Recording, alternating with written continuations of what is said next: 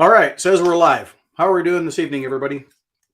So tonight's topic, we're going to talk about the value. We'll discuss the value of networking and going to live in-person events besides your online stuff and virtual groups and whatnot that you're a part of. There's a lot of value add, and it's a subject that's more than one person can really shed light on. So I've brought a couple of the guys in who were on the Miami trip with me, and we're going to discuss that. So with that, I will bring them in. So on the way out with the whole Miami trip, what I did is I flew out to Toronto early, and I spent 2 days in Toronto, and I met with some of the guys out there. So I had dinner with Chris Amy, who's been on the show several times, with Ernesto, who's commenting quite often, but he hasn't actually been a caller in yet. Travis, who has, I'm not sure if he's called in or not. I think he has, but he's definitely contributed in the group and stuff like that, and some comments and whatnot. And actually, he's commented this evening. So, Travis, if you're there, I'm going to drop that join link there. Join in would be great to have you. Let me just throw that on comments. I've seen you posting there already, Travis. So. So yeah, we're gonna kind of chop it up as far as what went on, because there were some new interactions, like some of the guys I'd never met before. One of them I had, so it was really good, and it'd just be fun to kind of cut it up with them a little bit. So anyhow, I'll bring them in here shortly, and we'll start the discussion. Like I say, I dropped the join link, so Travis, if you happen to see that, do me a favor and pop in, because I'd like to get your perspective on it as well. Actually, there he is. I'll start with Travis. So I'll bring him in. How you doing this evening, Travis? I'm good. How are you? Excellent. Thanks. Excellent. So yeah, like I was saying in the beginning on the way out, I stopped, went to Toronto a couple days early, and you picked me up from the airport, and it was our first time actually meeting, but we've had a lot of virtual interactions. So, and then we went for dinner with a couple of other guys, and one of them, he has to remain nameless because of the security of his work, so we'll leave his name out of it. It was interesting to see the interaction with the other people, and the stuff, like guys who hadn't met before and weren't even really familiar with each other. And you've been to some pretty big networking events. Why don't you talk about that a little bit? Share a little bit. Yeah, so I've really been learning proximity is power, and most of my work is like most of my business is word of mouth and referrals. So that's where networking really comes into important. And you never know who you're sitting beside. Like you could, what I've really been learning is at these events, you could sit beside somebody who looks like unassuming. Normally you'd walk by, and then you find out that they're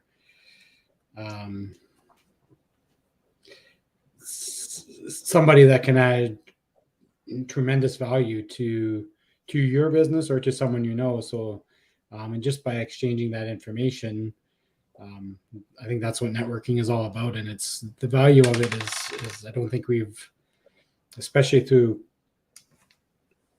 COVID, I think we've realized how much we've lost by not being able to network.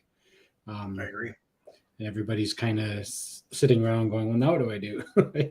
And that's why I think that's why in the past so many like business deals were made on the golf course and things like that, because you won't, people don't want to be sold to, but if you can build that relationship, even if it's not related to your business, it can maybe relate to someone you know, or you might have someone that they'll be like, hey, I met this guy and he can give you exactly what you need. And it's just, I think it's exponential by just putting yourself out there.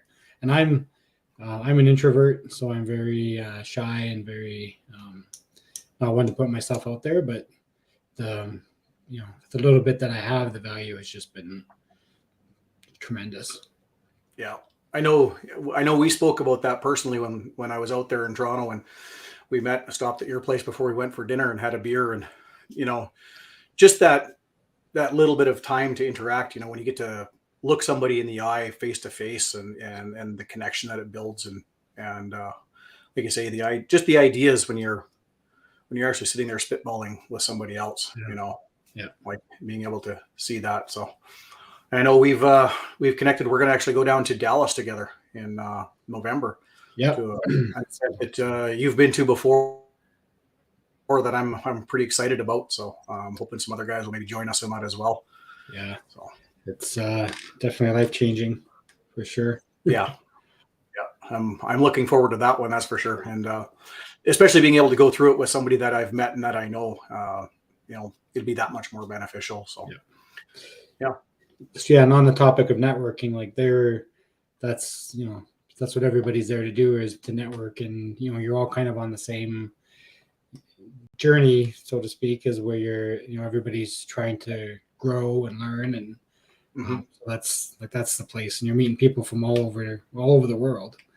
And like I said, so I was there in November at one of the Tony events, and I was sitting behind this guy, and like at the event, you sort of have you have to meet everybody, and they shake each other's hand and stuff. And anyway, it turns out he's the maintenance manager at one of the pharmaceutical plants in Mississauga.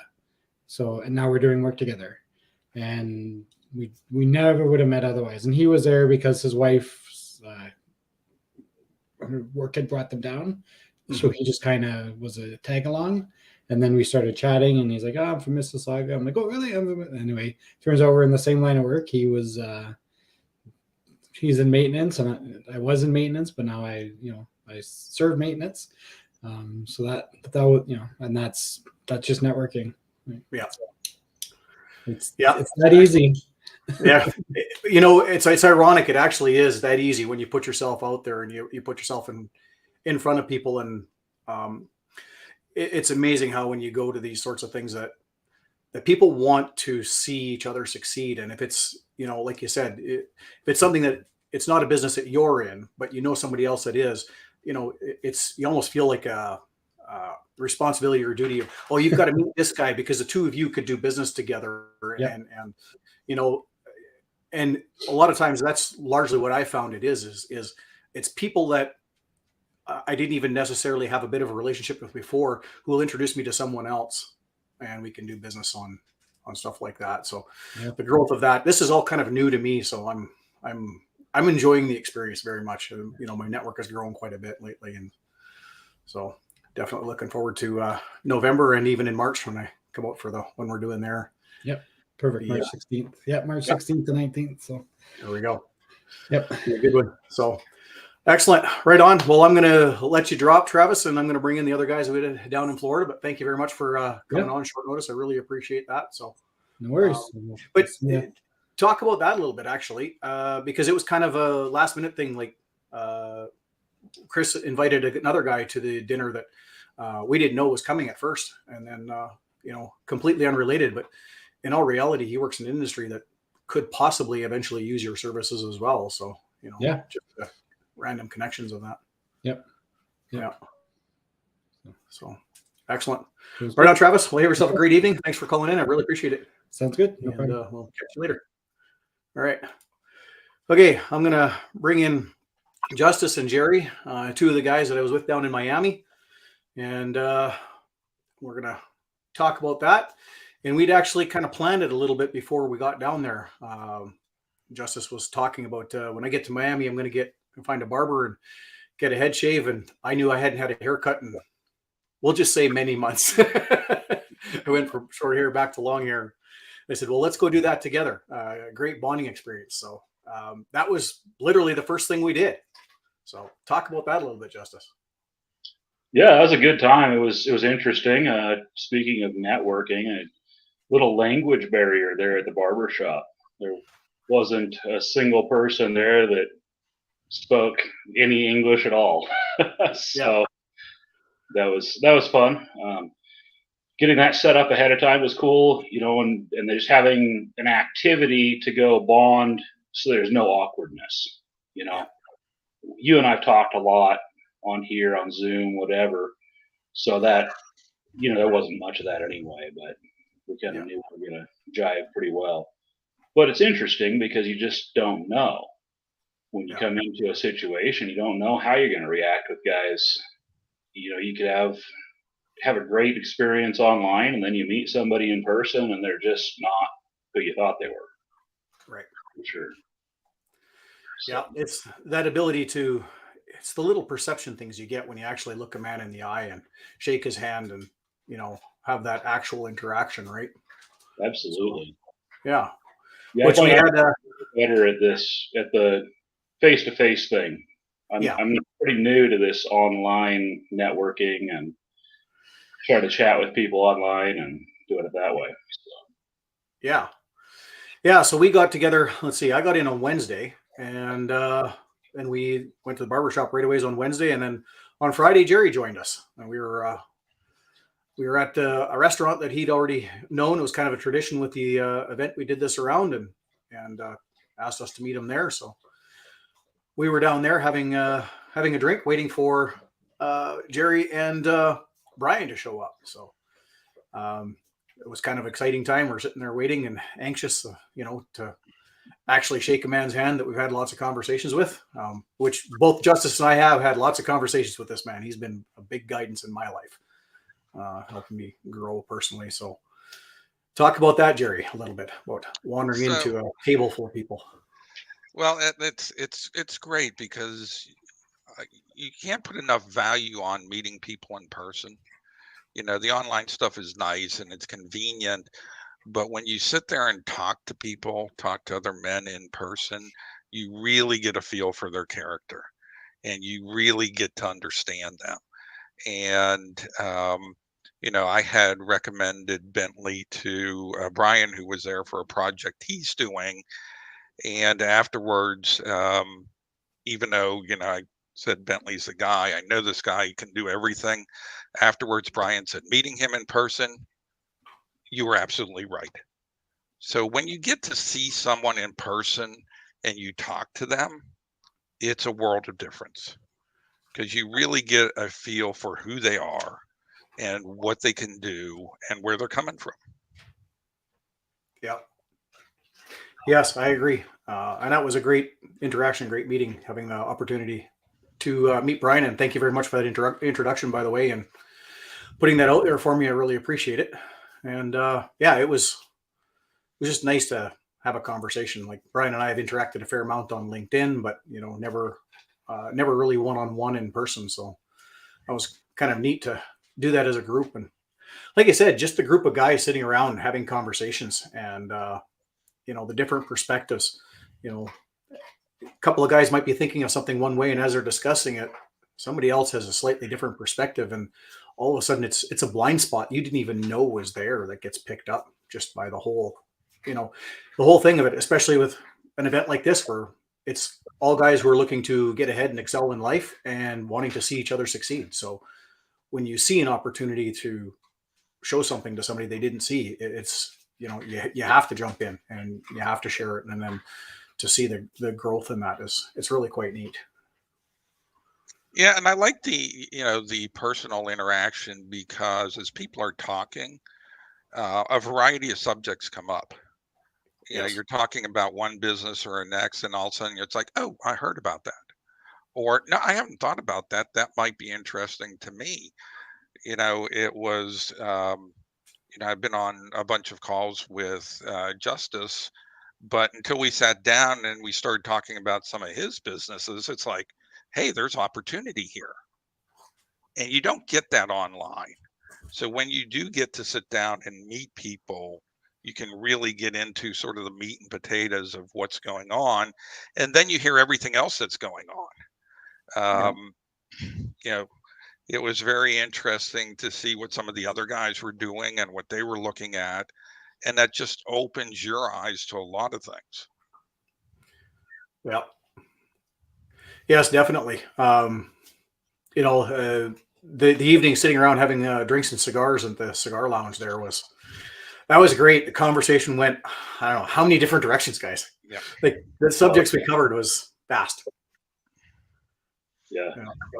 Yeah, that was all over the place. Yeah. So we covered a lot of stuff there. Sure. But it brought up a lot of ideas.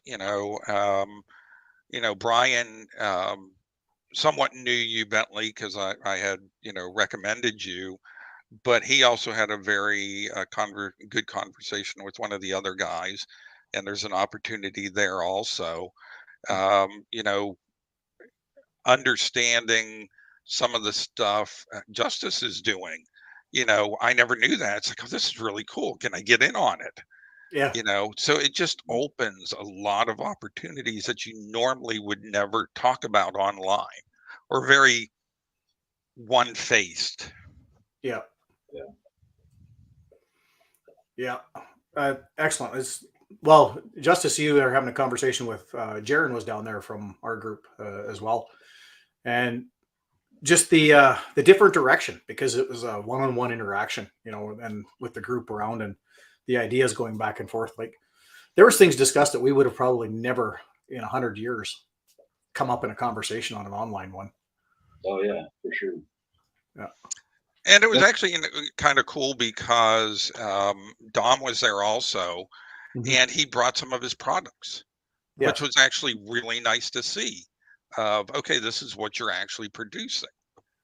So there's a lot to say for being face to face. Yeah. Yeah.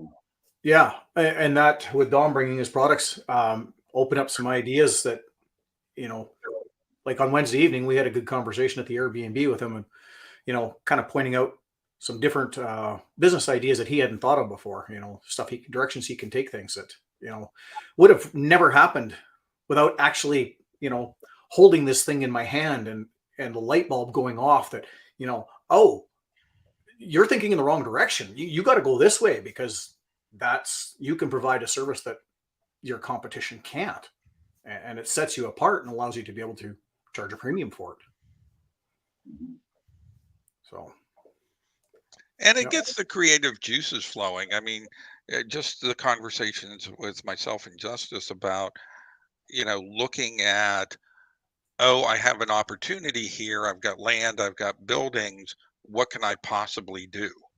Hmm. And then you start brainstorming about, well, there's 50 things we could do there that might make sense. It really makes you think about things you wouldn't normally think about. Yeah, definitely. Yeah.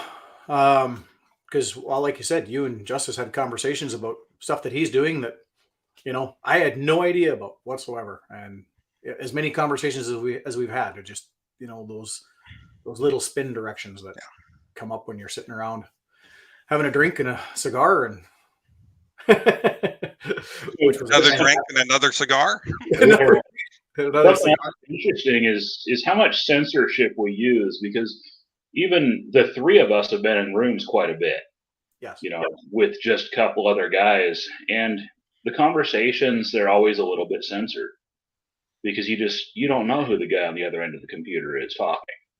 You know, you don't know what his character is. You don't know what he's about. Like you say, like Jerry said earlier, you know, once you meet a guy and you have the opportunity to shake their hand and see what they're about, Yeah. you get a lot better sense for how full of shit they are. Yes, indeed. Because we talked about that, right? I talked about it last week about how, in all reality, when you're in business, you're always looking for opportunities to do business. But there's those little perception things that you won't pick up online that you will in person, where it's, you know, the 999 things can go right, but you do the one thing wrong and you lose that opportunity and it never comes back to you. And those are the things, the gut feeling that you can't get in an online world that you can in a face-to-face interaction. The little perceptions that you can't see, you know, lighting and whatnot, like, you know, the little twitches of the eye and whatnot, where you can, like you said, you just get that feel for a person and find out if they're full of shit or if they're, you know, they're a genuine what they present. Yeah, like you said, just the opposite. You really can find out who a person is. You know, one of the interesting things for me is, and again, we've been on a lot of calls together. I knew Justice was a very good businessman, run several businesses, but it wasn't until I was down there and we were talking business that it came across how really sharp he is. It's like he knows his shit. Yeah. You know, and that's what you get from, you know, doing it in person and really connecting with and understanding where they're coming from. Yeah. Thank you. Thank you, Jerry. I really appreciate that. That's a big compliment, man. It Well, is a big compliment from our guy. Trust us. and that's one of the reasons we're talking about potentially doing something together and doing some investing. Because when you sit and you look in someone's eyes and you hear their story and where they're really coming from, it makes a huge difference versus on a screen of, oh, I run 5 businesses or whatever the case happens to be. But when you sit down and really talk about it, it's a whole different game. Yeah. Yeah, very much so. Well, and that opportunity happened for Justice and I at the Airbnb, sitting around discussing one of his businesses and the thing I do. And it opened his eyes to a completely different side of his business and a completely different way to market it that he never even thought of. And, Absolutely. he knows what I do, but, to tell it across the screen is one thing, but to actually sit there live and go, well, yeah, here's what you're doing. Here's what your competition is doing. And I can tell you what they're doing and how to exploit that and what their weaknesses are. All of a sudden it's like, holy crap, you can do that. Well, and the amazing part about that is we were actually talking about virtual marketing. Yeah. It was all on the virtual side, but just being there side by side, looking at the same screen and looking at the ideas from a different angle in Yeah. person changes the dynamic of the entire interaction. Yeah. Yeah. The nuances come out, right? Yeah, exactly. Yeah. And you get to meet new people, even if you've talked to them on the screen. Neither of you two had met Brian before. Mhm. And we were supposed to have some other people there who unfortunately didn't make it. But when you do these types of events, you get to meet new people. As you mentioned in Toronto, they brought a friend along who, was an interesting connection. And the more you do these and the more you build the networks, then it's very easy to find opportunities. And it also gives you the ability to really promote other people, which makes you look good. So when I'm talking to a client and I'm talking to them about finance and finance systems, and I hear them say, "Oh, by the way, I'm struggling with my digital marketing and my SEO." It's like, I got just the guy for you to talk to, and that's what started the conversation with Brian for Bentley. Yeah. Was, you guys are struggling with this. I actually had him look at your website. You need to talk to this guy. This is the guy who can fix it for you. So it not only allows you to see a lot of different things, it allows you to become, I guess, a better person is part of it, but you're a smarter businessman because you can help your client solve problems that you don't address. Yeah. Exactly. So we got Jaron on the line here. He was down there with us. We'll bring him in. How you doing, Jaron? Hey, how's it going? Damn it, my stream went a little long again. I'm trying not to step on your toes, but hopefully I bring some guys over from my channel to yours. So Absolutely. work Good out. cross promotion. Always works. Yeah. So how you gentlemen doing today? What have I missed so far? Have we done a whole recap day by day? Not necessarily day by Yeah, day, more or but just less, kind of yeah. an overview. So yeah. The highlight reel. The highlight. highlight reel. Yeah. Did we do a low light reel too? No, I'm kidding. No, Not yet. No, we're gonna get there. You guys waiting for me for that, right? The spotlight of the low light, Darren. Yeah, there we go. There we go. Yeah. Highlight of low light definitely was a good way to put it. So yeah, because Jaron and I had actually met before. We were in Jackson, Wyoming this summer. So it was nice to see him again. It's always one of those things. You spend a little more time, a little more FaceTime, and that bond and interaction grows a little deeper. And we discussed some things while we were down there, and we talked about some of the highlights and stuff with you, Jaron, with meeting the guys and some of the things that you maybe weren't expecting, and then turned into stuff you didn't see coming and were surprised by. Yeah, so this was our first, I suppose, official, non-official 10% meetup. So that was really good. I was excited to see what that looked like. I'd been in the top 1% for a couple of years already. I've gone to maybe like 4 or 5 of those meetups. So compared to the first meetup we had versus the last meetup we've had in the 1%, there's been like a lot of evolution. So and all of the meetups have been a bit different. That when you get different people in a room, it creates a different dynamic. Obviously, the location has a lot to factor into that. So I was like, all right, well, my first 1% meetup was in Miami. I thought it's only so appropriate to have the first 10% meetup in Miami as well. So we came out there, didn't really know what to expect too much, because I know that we took care of our own lodging, whereas previously we did like the mansion and the cars and the photographer thing, which that was fun, but it was a little too much. It was hard to manage like 30-40 guys in that type of environment. So I'm more, I know I can get energetic on these streams at times, but usually I'm more kind of low key, kind of chill. So I like the more intimate group. I'm not a huge fan of the nightclubs and the loud noise and the lights in your face, although I just got back from EDC this weekend. So I'm still hearing doom, doom, doom, doom in my head and seeing lights when I close my eyes. It takes about a week to recover from just the overstimulation. But Miami is typically one of those cities, but I was surprised that it's a really cool core group of guys. We had some really chill moments. The type of experiences that I look to get. So a lot of times when you come on these meetups for these types of spaces, a lot of guys like, well, we want to go out and party, we want to get drunk, we want to meet chicks, or we want to like drive fast cars. For me, it's like, I want to sit down and just talk to cool guys until the sun comes up. And we were able to do that. We were able to, like, we had a bit of fun. We were able to go out, have some good dinner, have a couple drinks. We went to the boat show. That was a cool event. Get outside and get some fresh air. I know a lot of you guys, especially coming from up north, that was probably a nice relief for you to get a little sunshine break from the cold. So in general, that was all fantastic. I think we were able to get a little bit of everything out of that trip, and it was definitely pleasurable, and it's definitely something I'm looking forward to doing again. Yeah. Good.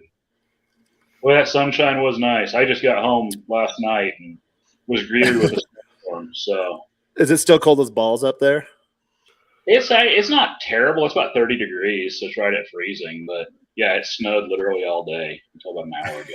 Lordy, you get acclimated though. Whenever I go home for Christmas, when I get off the plane, it's like the air is so cold and dry that it like tickles my lungs. So I'm coughing and laughing at the same time. But usually by day 2 or 3, you're like, oh, it's 32 degrees. That's like really warm this time of year.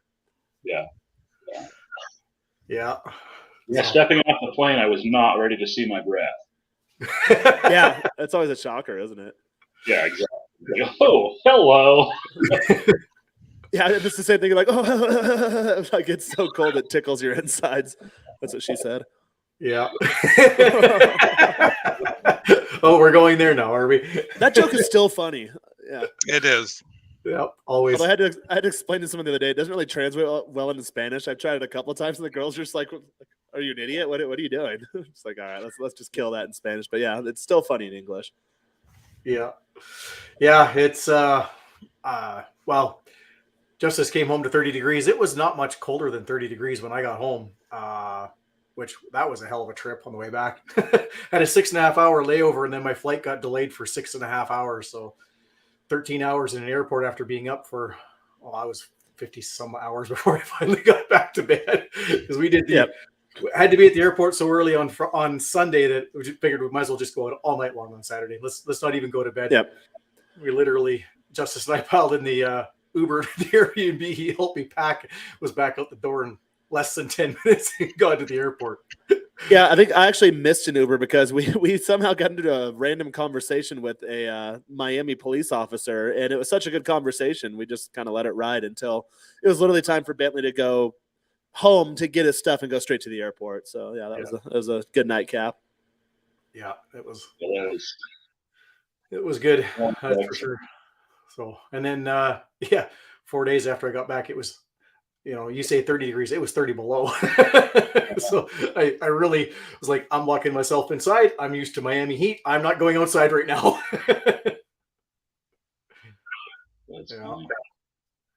So Justice, talk about the interaction, like you said, that you and Jaron had at the cigar lounge. Like, we were sitting there having a drink and a cigar, and it was interesting to watch that dynamic come into play. Well, I mean, I found out what a prick Jaron is. Right? Yeah.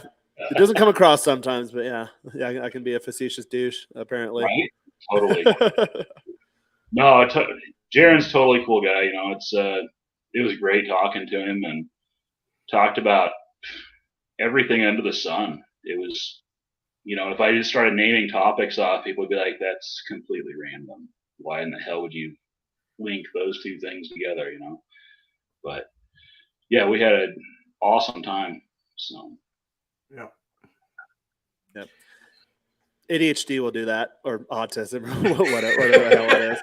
Two seemingly unrelated topics, like, ooh, like these make logical sense to me. Let's tell Squirrel. everyone. Yeah, exactly. Oh my God, I grew up that way. Yeah. I think that's entrepreneur's disease. I think we all suffer from it. I to think some so. extent. Yeah. As I meet more guys, I'm like, I'm not a weirdo. Like it's kind of, for these meetups, it's kind of refreshing. Like, oh, I'm normal, just like all these other guys. These other guys are all super cool. So what does that say about me by association? Yeah, exactly. So what about for the other guys who are in the group, or maybe guys who are on the fringe who aren't in groups and stuff like that, to come into something like this? Let's talk about the benefits of that for these guys. Maybe they, look at it as, oh, it's just some guys go and have some drinks at the boat show. It's not really that big of a deal. And, let's maybe talk about some of the things that the guys miss, that maybe don't understand or don't see that at surface level, that have never been involved in anything like this. Give your guys a perspective on that. Go ahead, Justice. You start. Thanks. No problem. Yeah. Like I said, I'm not a big online presence. So this has kind of been a step out for me joining the 10% and then the Embrace Masculinity group and helping with that. It's been valuable. It's extremely valuable. I couldn't put a number on it because it will continue to grow until the day I die. So it's stepping out of your comfort zone. And that's really what I think these meetups are all about for guys, is step out of your zone. And everywhere, all the meetups, the online meetups, the in-person meetups, step out of your comfort zone. If you're completely comfortable, you're not growing. Well said. Yeah. Jerry, your thoughts? Again, I think it goes back to the fact that you get to meet people. And I find I belong to a variety of different groups, and I particularly like this group a lot. When you get to meet, and particularly in person, the people in these groups, you learn so much more. The knowledge transfer is exponential. I had originally joined the 10% group because of Jaron. I saw how well he had done and the stuff that he was doing. And so I joined the group to actually initially follow him. And so meeting him in person was great. He had so many business ideas. It was just fantastic. And like I said, Bentley and I have become great friends and are working on a couple different business projects. I'm looking at doing some investing with Justice. But you get to meet people like this. And that's the great thing. And like I said, sometimes you might not do business with a particular person, or you might not be investing with a particular person, but you can recommend them and they can recommend you. And for me, I've done a lot of private investing as an angel investor, and the organizations that I invest in, the serious ones, I always meet the entrepreneurs face to face, because you learn so much more. You really get an idea of what they're made of. So to me, it was great. And then I love doing this stuff. Yeah. Yeah, for me, I'll echo a lot of those sentiments too. I really enjoy the human face-to-face interaction. I know a lot of times, and for guys watching, it's tough. And I used to fall into this camp too. I originally got into the top 1%, started following Rich Cooper years ago, and then he invited me onto the General Show, and then invited me on like the Unplugged Alpha panel, and then invited me to be one of the original admins of launching this group, the top 10% group, where we have the meetup. And it's one thing, okay, to see these people through a screen, or to like interact with them through the comments or the forums or the Facebook posts or the pages or the Signal chats or whatever digitally mediated app we're using to interact with these people. But there's nothing quite like it than sitting down, having a cigar and a whiskey, and like having their physical presence there. There's a whole depth or layer of communication that's missed when you're doing just the online thing. And it's always been really nice to me too, because I'll see guys online, or I'll follow guys online, and then I meet them in real life. And most of the guys that I like online, I'm like, oh, they're even cooler in real life, because unfortunately you do have to censor yourself a bit.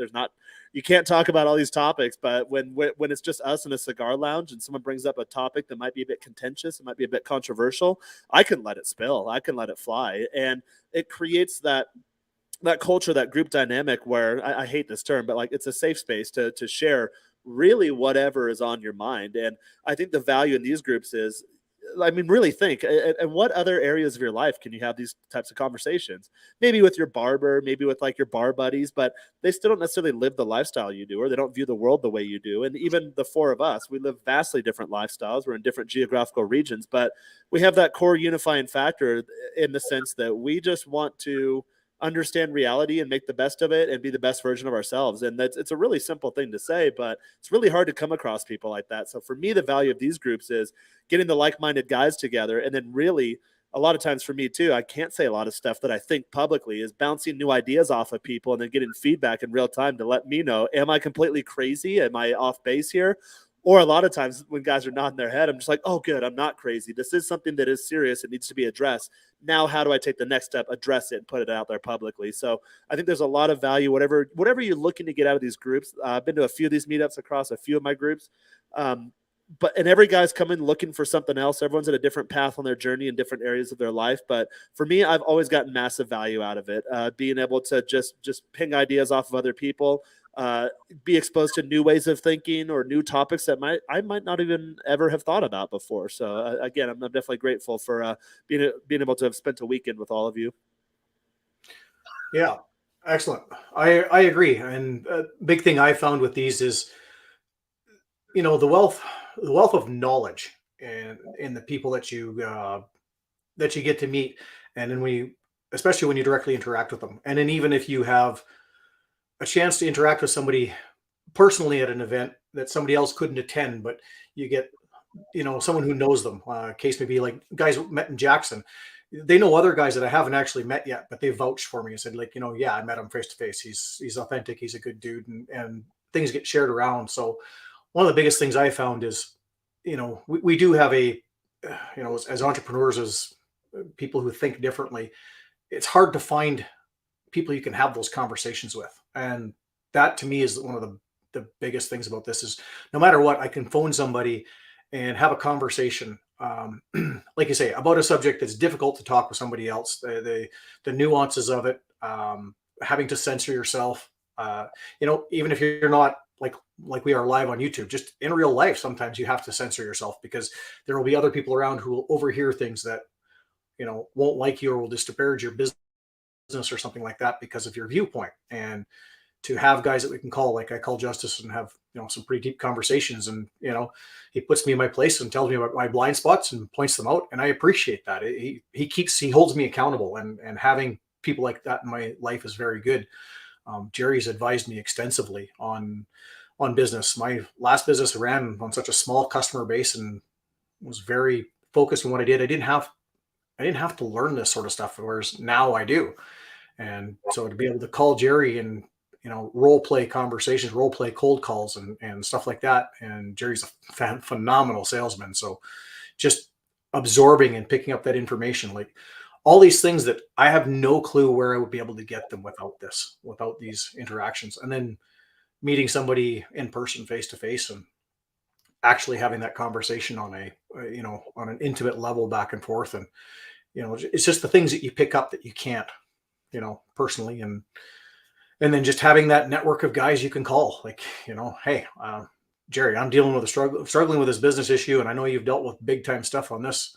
Help me out with this. Jaron and his marketing and the stuff he's done. Like we've talked a little bit on surface level. I might actually go down and spend some time with him and really pick up from him. So, and these are the things that, after a couple of interactions, Jaron's invited me down to come down to Mexico City and spend some time with him. And without the personal interactions, those things probably wouldn't take place, not at the level that they were. It'd be like, yeah, come get a hotel room, stay over here. But, we've met each other and spent enough time together. We know we can get along. So it's like, yeah, come hang out for a while and, let's work on some stuff and bounce some ideas back and forth. We've talked about collaborating, maybe on a show together.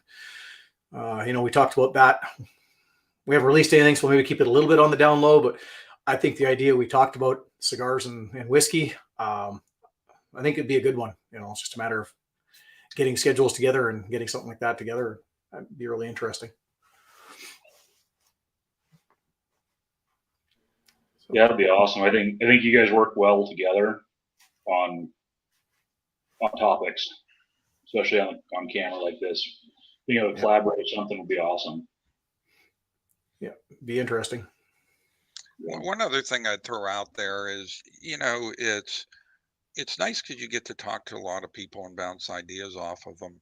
But what I really appreciate a lot is you can have difference of opinion.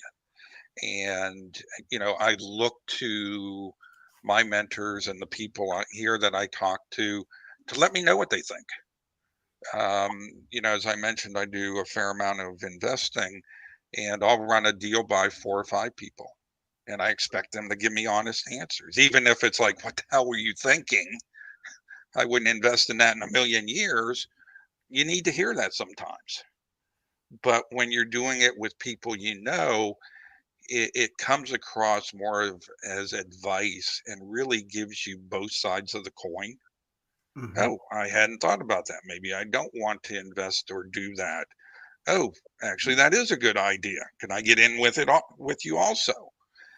So it really gives you a lot more insight and validations when you're making key business decisions. Yeah, absolutely. So I've dropped the join link in the chat. I don't know if anybody wants to call in and ask any questions on this, but we're open to that for the last little bit here. But yeah, those are, like you say, the having somebody that you know and trust then to be able to bounce the ideas off. And like you said, Jerry, say that's a bad idea. I wouldn't do that. Or, maybe somebody points out a different angle you didn't quite see. Like you say, having that group of people with that trust factor that you can have those conversations with, it makes all the difference in the world. It can be the difference between making a bad investment and getting yourself screwed, or like you said, you and Justice coming across something that, hey, that's a great idea. Can I get in on that? And all of a sudden you find yourself in a deal that you would have never found any other way. So, yeah. I saw in the comments too. I know it's a bit late to the stream.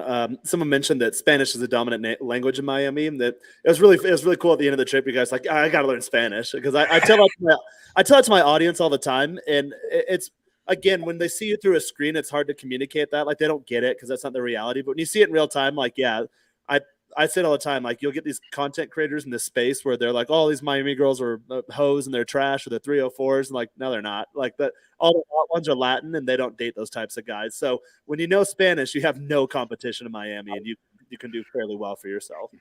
yeah, you can go pound sand with that one. Every single girl we met, Jared could talk to on a level we couldn't. So yeah, I got to go to Mexico City just to learn Spanish. Thinking back, I don't think I got a single turn down for a number close. Yeah, no, I don't think you did. Because I don't fancy myself a gay game, or dyslexic, a day gamer, a gay damer either. Yeah, I'm not that either. But I don't fancy myself a day gamer. You might have fit that profile. Yeah, right. Oh yeah, the all white linen. Yeah, I don't know. I don't normally dress like Miami, but I had a lot of fun going shopping here and getting everything tailored. And like, screw it. I'm going to Miami. I do this maybe once or twice a year. I might as well try to look the part. But I don't normally fancy myself a day gamer. But it is nice to know, like, all right, I can do it if I need to. And like I said, learning Spanish, not only living abroad or in a Latin or Spanish speaking country, it also helps you in most major U.S. cities also, because girls want to date guys like me that are from those countries, and they can't communicate with them. Again, there's a misconception in this space where we know some of the big shows based out of Miami where they're like, oh, these girls are trash here in Miami. That has not been my experience at all. I've met some fantastic women in Miami, and they're far hotter and classier and more educated than these chicks you'll see on these channels. So keep that in mind, guys. Yeah, absolutely. So yeah, our case in point, our waitress at the cigar bar, she was wonderful, very friendly, and I wouldn't get any kind of vibe like that she's some kind of a tramp. She was fantastic. Good God, did she smell good? or those 2 Italian waitresses, they were all about you guys. Mm-hmm. I think when I walked in, they didn't even look at me. Like, I think Justice is the one that first Italian waitress went after, and then Yeah, you guys had them rolling to the point where they closed down the restaurant. And they're still hanging out with us. Yeah. Yeah. So. Yeah. And as a car guy, it was nice to see all the cars also. Oh yes. Just sitting out there, I forget which bar it was, and watching the high-end cars go by, just Ferrari after Ferrari, McLaren after McLaren. It was definitely a fun time. Yes, it was. Yeah, and some of the boats like that. The three of us, Justice, Jaron, and I, got a picture in front of that that race boat. Oh, that thing was sexy. Ooh. The cocaine boat, the what, Yeah. $3 million, $4 million boat. Yeah. So it's a completely different side of, I'm from the prairies in Canada. The boats around here are nowhere even close to that big, and not even remotely close to those kind of price tags. It was rather eye-opening to see that side of the world. Yeah, absolutely. Yeah. So, are there any lessons learned from the trip that you guys can think of? Good question. Yeah. I think the biggest takeaway for me is be ready for anything, which is kind of a motto in my life anyway, but you just don't know what the opportunity is going to throw at you. And so, be ready to be coachable and be flexible. Yes. It's not, closing down bars is definitely not my norm. And closing bars to go for a walk, to go find another bar to stay at until they close, to go find another bar until they close, until we run out of bars, and then, okay, well, I'll see you guys tomorrow. Not my normal. No. But awesome. It was just an awesome time. And the thing about, the searching for bars is we weren't just looking for bars that were open. We were looking for bars that were open that we could have a conversation in. The one nightclub we went to, it was kind of horrible because we're screaming at each other, and so yeah, good one. Jerry, any lessons? Anything you can think of? The only thing I would add is the Miami event. We did it very much as an unplanned event. I go to a lot of events, and some are very planned out, and they have what you're going to do every couple of hours, and they're very planned. They're almost like trips to a certain degree. And then the Miami event, like other events I've done also, where they're unplanned and you just do what you want, it's a very different vibe. And it gives you more flexibility, but it's not as guided. It's almost like doing trips to Europe. You can do guided trips to Europe, or you can just get in a car and go. And it was just, it's a different vibe. So the next one maybe we do as a planned, just for something different. Yeah. And then just see how the group tends to like them, and we can switch them up as it goes. Absolutely. Yeah, I think at one point we discussed that too, because again, this was, I'd say it's official, unofficial top 10% group group meetup, because it wasn't planned. There wasn't an actual agenda like, okay, get in this day, and then day 1, day 2, day 3, here's what we're doing at these hours. Here's the dinner reservations, lunch. That's normally how I think a lot of these types of meetups that I've done for these types of groups are executed. But I also like the fact that it was our first trip for the top 10%. So we kind of had to feel each other out and get to know each other at a face-to-face level. Jerry, I hadn't met you before. I'd met Bentley before. I'd met Justice before.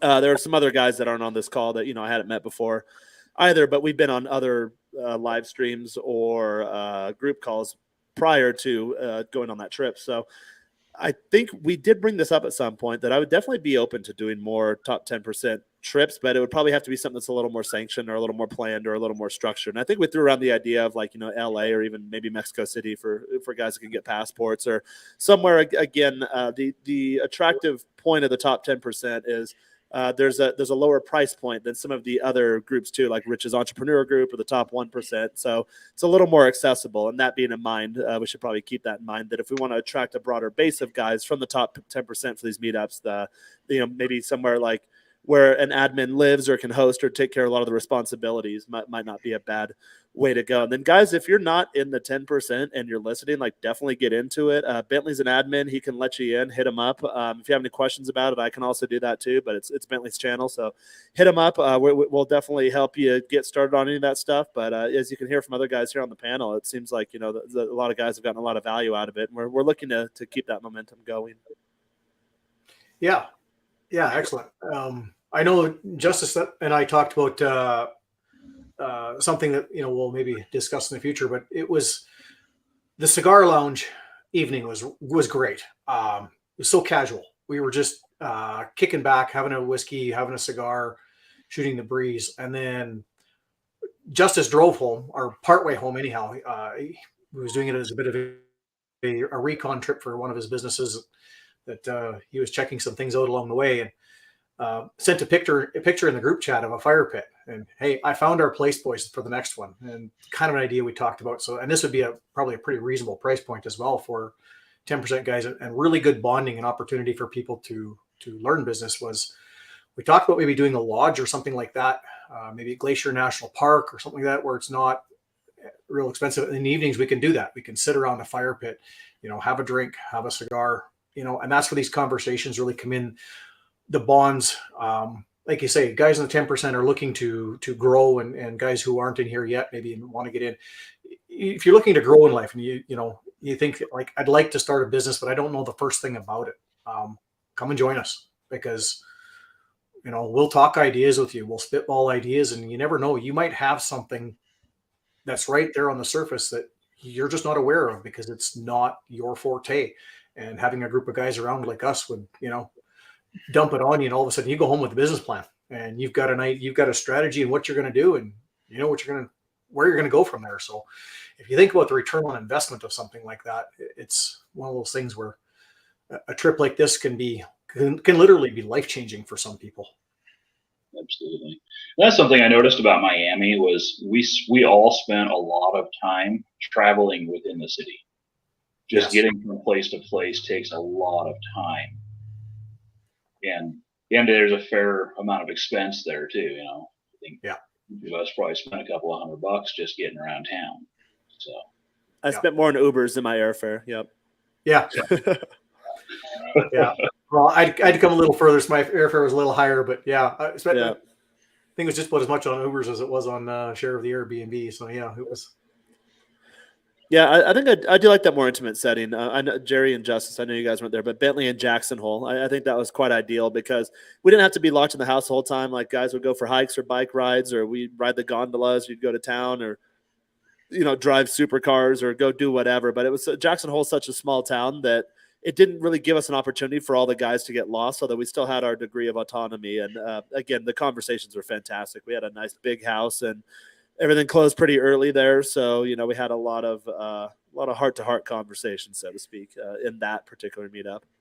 Yeah, for sure. Yeah, because that was the thing that kind of, well, we did it at the night of the cigar lounge, but that was the thing was kind of missing that we had in Jackson. Was every evening it was guys. There was 2 patios at the place that we were at, so guys were on the front patio, guys were on the back patio.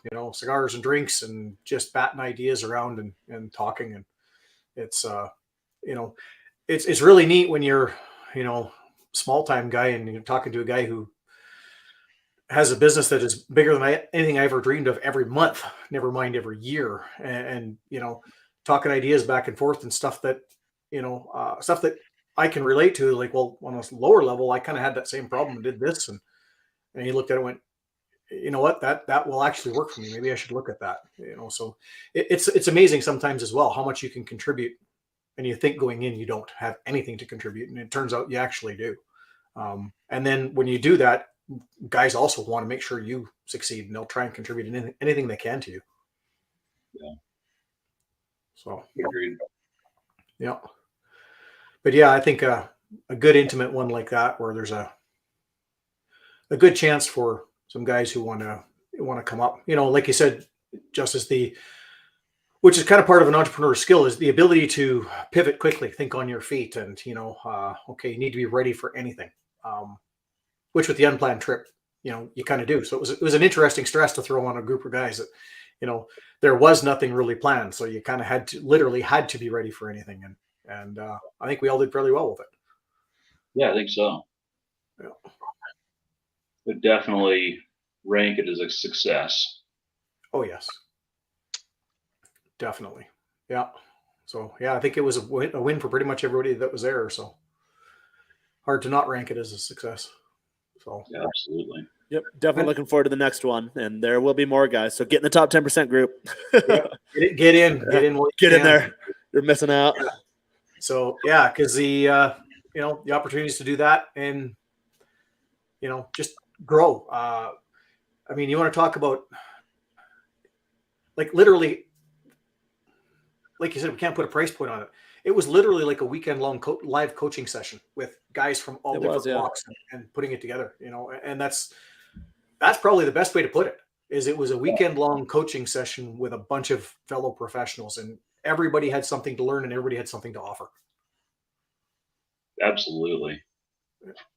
So, and I mean, you can't be really hard to put a price tag on that, but it was worth every penny, I can say. Absolutely. I'd agree. Yeah. I haven't even had a chance to decompress from the trip, really. I literally got home yesterday, like I said. And so I've been on the go ever since we finished our part. And so it's the next couple of days, I'll have to kind of unpack the things I learned and what really happened on the trip and that. So yeah, I have to literally unpack because like all those linens. I think I have to dry clean them. They're still in the suitcase. So eventually, got to get to that. I came home, had like a couple of days to recover, and then immediately went to a music festival. So now, like today, I'm starting to get stuffed up. I'm like, oh yeah, that's me.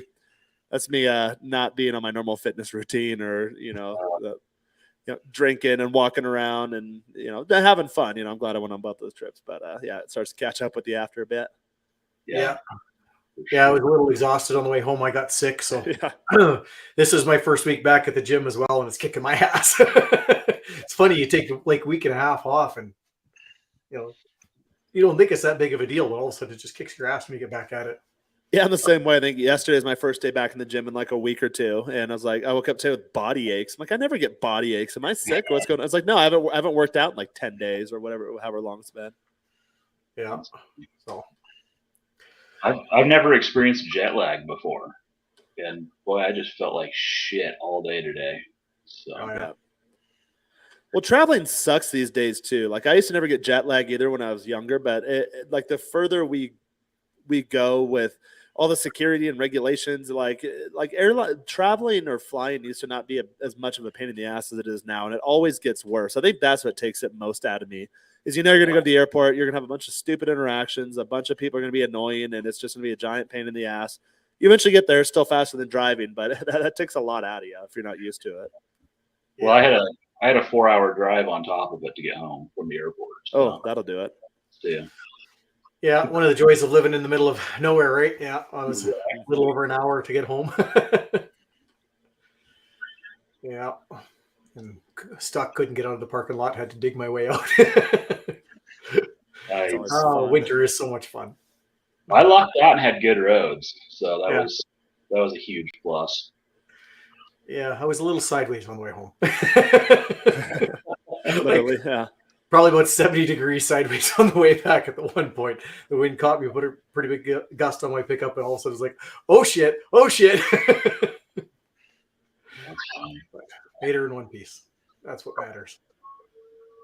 I'll tell you, the hardest adjustment was probably getting back in my own car, getting my wife's 4Runner after driving a Challenger for 2,000 miles over a week. And getting in that thing and being like, holy shit, what a slug.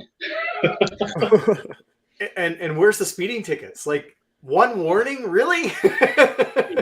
Hey, I stayed off the interstates. That'll do it. So I think I only saw like 4 cops the entire time. So. Oh, really? Good. Yeah. Where did you end up flying home from? Houston. From Houston. Okay. Houston. Yeah. Talk about how does that part of the country look now? Because I'm always surprised when I go back to the U.S. just kind of how things are not heading in the right direction. But I usually head to major cities. How does like the rural South look like? Is it kind of following up with the rest of like your major metro cities, or is it the kind of live in their own world outside of all the nonsense that's going on? It's I think the rural areas are a lot less affected by it. Um, it's a lot more my speed. The cities stress me out, and I just don't have any fun in the cities. So I just tried to avoid them for the most part. And they don't really apply to my business model. So really staying more remote was definitely more where I was. And you get away from the homelessness, you get away from a lot of the drug problem, the the growth isn't nearly there. Houston was interesting. It's 2 hours in the car and you're still driving across the city. I lived there for 3 years. Yeah, I love Houston. Although it's like 120 miles an hour, or 120 miles across like the entire official metro. It's humongous.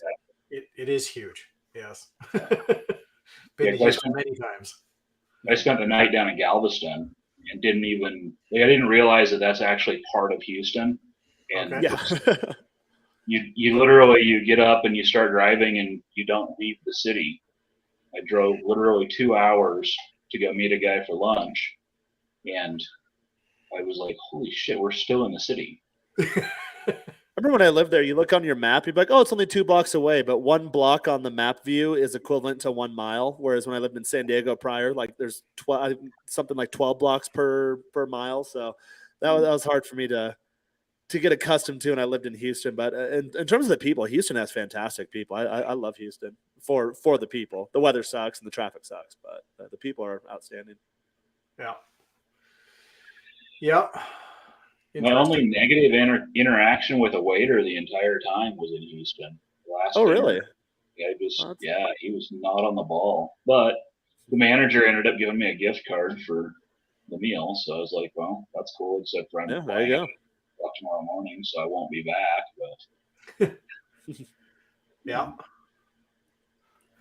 Excellent. Anything else anybody can think of? We wrap up. well, No, I think to be able to just talk, so we could probably talk all night, Bentley. Probably could. Oh yeah, we have an after call. How long guys want to hang out?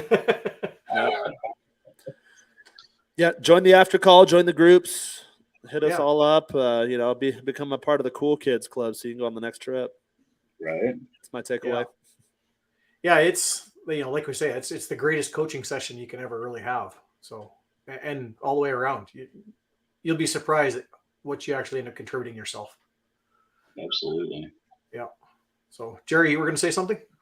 Yeah, one of the things we talked about in the chat anyhow was the fact that you did get a warning justice, but there is actually, if any of you are like me and can't drive 55, there is an app called Off the Record that takes points off your driver's license and can literally save you keeping your driver's license. That's a great app. I haven't used it personally, but it's been a while since I've had a speeding ticket, but similar services back in the day. Yeah, they take care of it for you. And a lot of those are speed traps too. Like it's just revenue for whatever little town you're going through. So yeah, you don't want to screw up your insurance or your driving record or anything over that. Yeah, you pay a little bit more. You pay a lot more, but you get all the points taken off. It's not recorded, et cetera, et cetera. Well worth it. Yeah. Yeah, the hit on the license is always a key factor, right? So try to keep that off. Yeah, for sure. Yeah, one thing on Jaren's last point, I was going to say to the road thing. Louisiana's roads suck.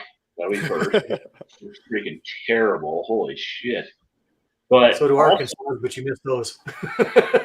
that whole coastline got hammered by hurricanes a few years back, and they haven't repaired a lot of it. There's a lot of hurricane damage along there that you're like, wow, when was the last hurricane? I thought that was several years ago. And so talking to some of the locals, including the cop that gave me the warning, was they haven't had anything since 2020, but they just haven't fixed anything. Huh. Yeah. Kind of crazy. There we go. Somebody asked a question here. Dan, for budgeting purposes, how much are you guys spending on in Miami? Off the top of my head, I think I stayed outside of the Airbnb, so I think I spent like $700-800 for the hotel for South Beach. I did have an extra bed, so if there's extra guys, we could have easily split that if you want to keep it cheaper. I also waited a bit to book, so I paid a little more than I would have otherwise. I probably could have gotten that same hotel for like $400 or $500 if I had not waited. Flying from Mexico, you don't pay the same outrageous airfare as you do if you fly domestic in the U.S., although you still are going through U.S. airspace, so you pay a lot more than you should be. But I think my airfare was like $250 or so, and then Ubers were about $300. Bar tabs, we would split the bar tabs amongst us, so I think I picked up like $300 bar tabs. So I think overall, usually when I go to Miami for these groups, I usually end up spending about 2.5K or so US dollars. I think I ended up being about 3,500 into it. Yeah, I was probably pretty Yeah. similar. I waited till the last moment, booked a hotel. It did have an extra bed, so it was about 900. I was closer to downtown. The airfare was minimal coming out of Atlanta, and that's one of the reasons why we planned it this way, because it wasn't ultra expensive. And if you went to any of the yacht events, for all of them, it was a total of $80-90. It wasn't much. And the big money was spent on food and drinks and Uber. Yeah, by far. Yeah, I was about that. Well, I waited a little bit as well. Waited a little bit too long, so my flight ended up being an extra $100 on the way down. But and then, like I said, I stopped in Toronto as well and met up with some guys there. So I was there for a couple of days as well. So all told, I don't know, a little over 4,500 Canadian, something like that in that neighborhood. But I'd already bought the airfare and paid that part off, so I never actually added it all up. But like I say, we were splitting, picking up checks and tabs and whatnot, and keeping it fairly square. Justice and I and Dom were in an Airbnb, so we split that. So a lot of times we do these. That's what we'll try to do, is get groups of guys together and save some money on that, right? Like, not everybody's in a position to, book a 5-star hotel and pay for it completely by themselves. So, that's why. Yeah. I mean, we got, when we were booking the Airbnb, Justice and I were online and shit, they were getting snapped up from underneath of us. We finally just grabbed the first one, but we would have saved, what the hell, like $250 or something like that if we'd have grabbed the first one. We would have saved about $250 each. Yeah. The three of us, if we'd have got the first one. But literally, we were trying to book them, and they were going away while we were trying to book them. I think that was the one we ended up getting, is the third one we tried to book. So that worked out well. I spent a little bit more on airfare because I fly first class, because Bentley will attest I'm pretty well shaped like a fridge, so I don't fit in coach well. You're a big boy. I'm big compared to normal people, and I feel small next to you. I felt tiny. Yeah, we actually took a picture on the water taxi. Yeah. You are the definition of a shit brick house, my friend. or a brick shit house. God damn it, I'm dyslexic today. I need to figure it out. I took an allergy pill. I think I took an allergy pill, so I think it's like, whoa, making me loopy or something. I figured it's coming off all that booze you've been drinking for the last couple of weeks. Yeah, no, I started detoxing immediately after the last night of the music festival, so it could be too. Yeah, my regular brain's coming back to the forefront. It's not altered anymore. Yeah, I refer to Justice now as the Mountain. Yeah, like Game of Thrones. Yeah, he's not just the man from the mountain. He is the damn mountain. He is the mountain. He is a big boy. You trust me, you feel very secure walking around with this man beside you. Yeah. But hey, for the original, for the OP, in terms of the question, so when it comes to the finances, the first, I think 1 or 2 meetups I did for the top 1%. The first one I had it in the bank, but like it was going to make me kind of lean. But I went anyways, and I think I spent probably around the same, like 2.5, maybe even 3K for the first Miami trip I did. This was a couple years ago now. But meeting the guys and getting there and then talking about your life and figuring it out, then all of a sudden, because at that time I was doing the minimalist thing, like, oh, I have no expenses, so I don't have to work that hard. And then very quickly I changed my mindset, like, okay, keep the minimalist expenses, but start maximizing your income for minimal effort. By the time I had like second trip, third trip, fourth trip, then you have the income to do it. So for me, the first trip was a stretch. I think the second trip I had come off of an injury, so that took some money out of the bank. There was actually a guy in the 1% group who actually spotted me for that trip, but I had some receivables coming in. So literally the trip was a week before I was getting paid on some work I'd already done. And obviously it would cover the trip and then some based on lessons learned from the first trip I had went on. So keep that in mind. If you're like, hey, $2,000-$3,000, oh my God, that's a lot of money for whatever position you're in at this point. Realize that we're going to have conversations about your fitness, your finances, all sorts of areas of your life. And you'll be really surprised, guys, that, like Jerry's an angel investor. He probably knows a thing or two about money, So if you have these blind spots or you have these issues, guys that have been there, done that, and can guide you in the right direction, it'll really pay for itself really quite quickly. That was my experience, because I held off for these meetups for the longest time. Like, well, I have it, but then I might be kind of tight and I like to have a nice little nest egg. No, just go ahead and pull the plug and do it, and then see what you can get out of it. I think if a guy was really on a budget, depending on where he was in shopping, doing the shopping, I think a guy could probably get away with $1,500 for this trip. I think so. Like one of the guys on the trip didn't drink, so that makes it easier. If you remove the drinks and the fancy dinners, then you can cut my budget in half easily. Yeah, and if you came in and you just told the guys in the group, hey, I'm here on a budget. This was kind of all I could do to pull this thing together. They're cool about it, yeah. And just let everybody know, then they'll understand. There's a lot more understanding that way, and you can, like you said, we just took turns picking up tabs. So, yeah, we're gonna arm wrestle next time. Yeah, I heard Richard Moff did that in Breckenridge. Oh, did they? Yeah, apparently. Yeah. Rich was talking about on one of the recent calls we had. Okay. Yeah. The camera doesn't show this, but you look at Jerry. Jerry, hold that arm back up there. Yeah. Yeah, you got a forearm on you. Jerry. Yeah, Jerry's forearms are the size of my biceps.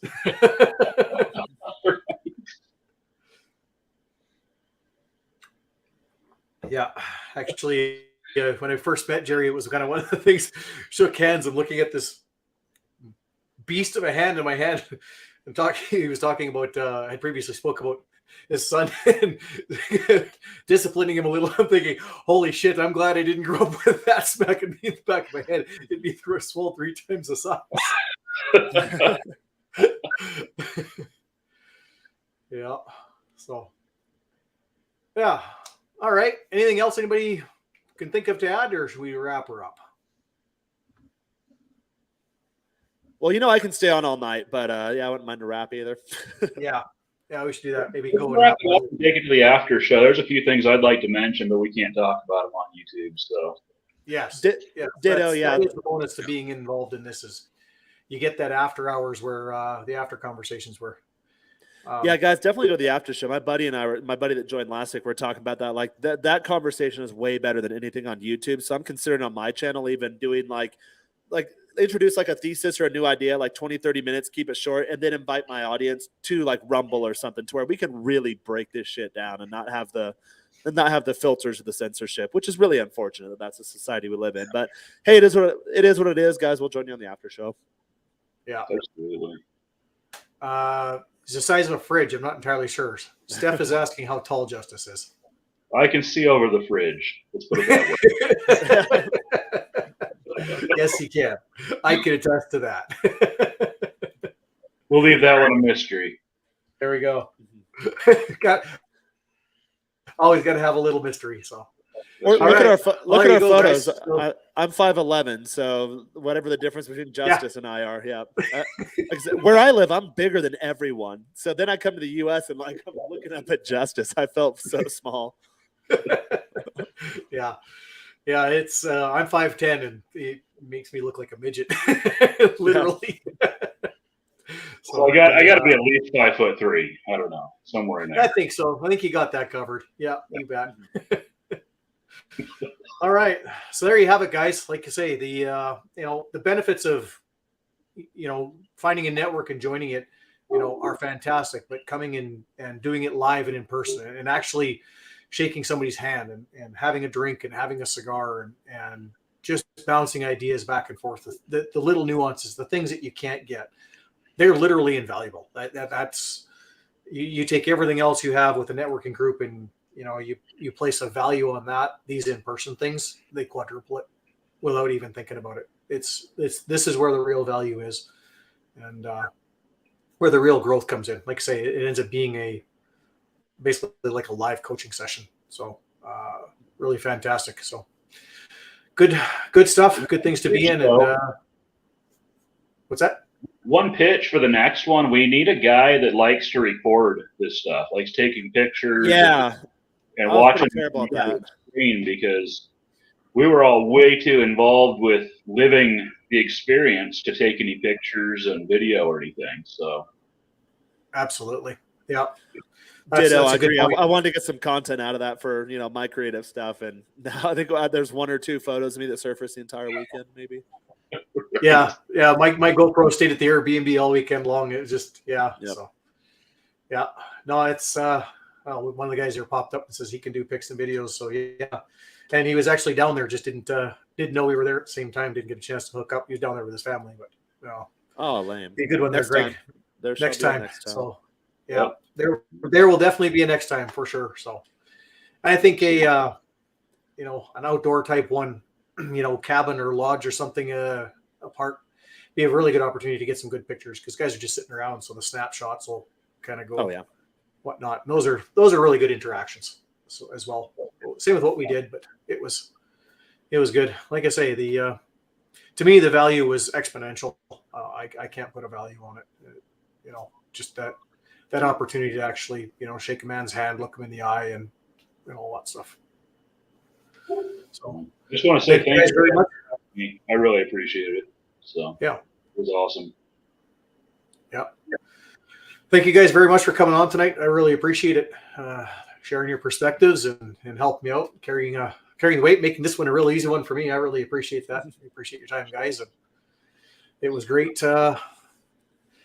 Great being down in Miami with you, and look forward to the next one for sure. And other guys, you're going to want to get in on this. Trust us. It was beyond worth it. So with that, we'll kill the broadcast, and we're going to head over to the after show, where we get to chop it up a little more lively, talk about a few things that we can't talk about here. So anyways, have a great